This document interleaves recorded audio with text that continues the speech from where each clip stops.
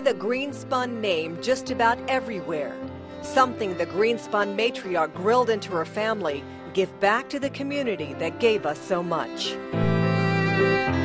And there wasn't much here when Hank and Barbara Greenspun first arrived in southern Nevada in 1946.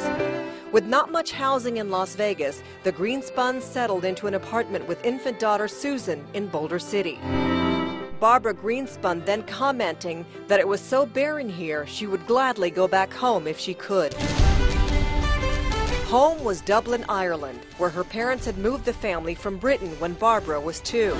Even then, growing up, she showed signs of an independent streak. Daughter Janie. She lived in Dublin, and her parents moved to Belfast, and she hated Belfast. So she stayed in Dublin. She was working at a department store and modeling and a sales girl, and she loved it. And she refused to move to Belfast with her family. Now, she was like 18, 19 years old. And women, especially in Ireland, didn't do that. But my mother did that. She was always very strong-willed, always knew what she wanted.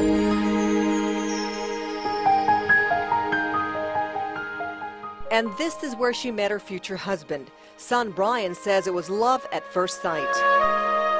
My dad was an officer in the Army, of course, and being a Jewish officer, and there weren't too many of them, they were invited to the local wedding of a Jewish couple. And so when he walked in, he saw my mother across the room, asked his friends, "Who is that?" They told him her name, and he said, "Introduce me later." So toward the end of the wedding, or after the wedding was over, he went over and introduced himself. And I think after he said his name was Herman Greenspun, she said something like, "You'd be better off with a number." And that was her humor. And I think within seconds or minutes, he gave her 24 hours to decide whether she would marry him.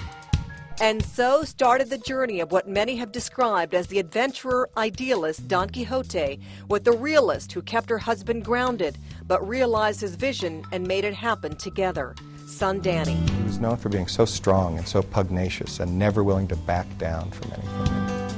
I've just come to absolutely believe my mother was about twice as strong as he was, because he was an adventurer and a Don Quixote. He loved taking on, and he would decide to go into a business or do something just because someone said he couldn't, because somebody else was going to do it. He would just take off. Very, very intuitive, but he didn't spend a lot of time doing the research. And my mother was the one who had to sort of rationalize, let's lose that one, let's chase that one, let's see how we can make this better. She was the realist.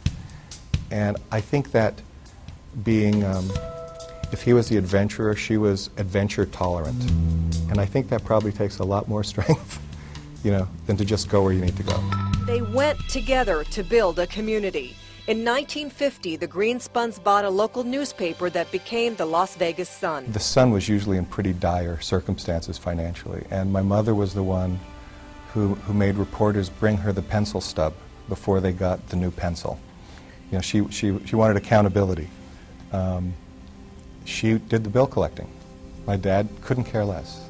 In fact, my dad said if the RJ had given him a column, he never would have started a newspaper. He just had a lot of stuff to say. The two then launched the Valley's first television station and helped found the city's first cable television company, now operated by Cox. In 1974, the Greenspuns formed the American Nevada Company, which developed the first master plan community in southern Nevada. There are a lot of stories about my mother discouraging my father from buying up all the land in Green Valley. It was called Paradise Valley at the time. I think they put together 8,400 acres. My mother wanted a home.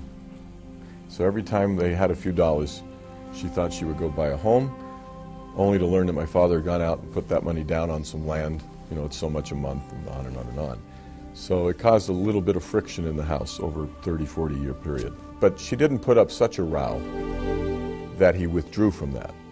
She knew it was important. She believed in his vision that Las Vegas would one day become not only the entertainment center of the world or of the country, but that many, many tens and thousands of people would move here looking for a beautiful place to live away from the Strip.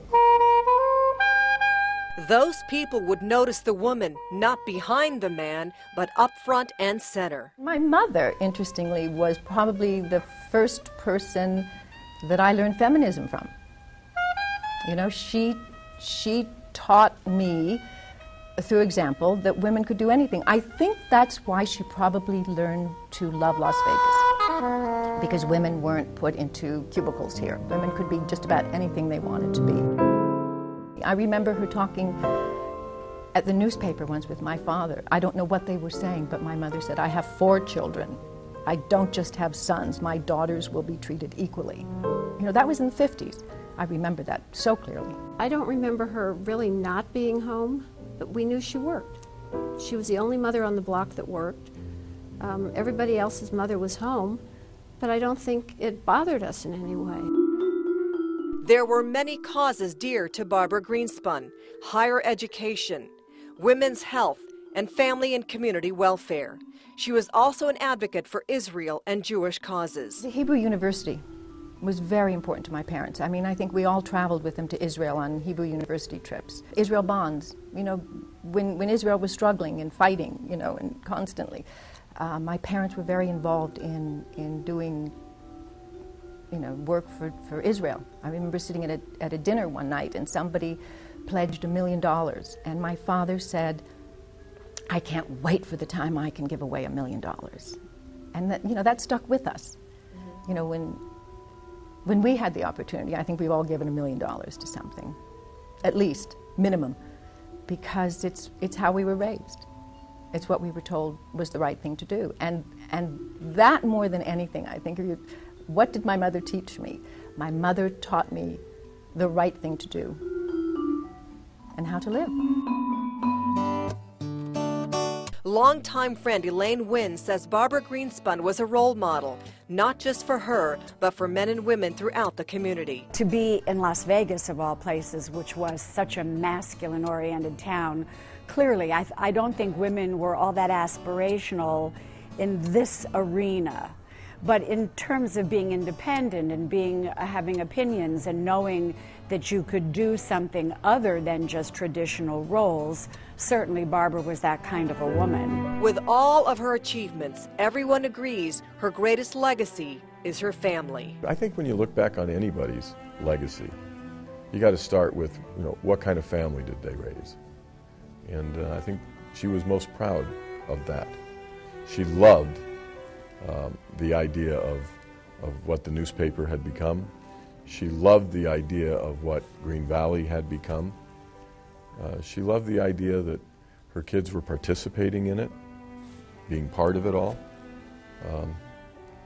And I think that's why when you get back to an evening like this evening, as much as she really didn't like being honored or those things, she would have liked tonight, because it represented a measure of success across this community that she was very proud of. You know, she came over on a boat, and in one generation she made quite a name for herself.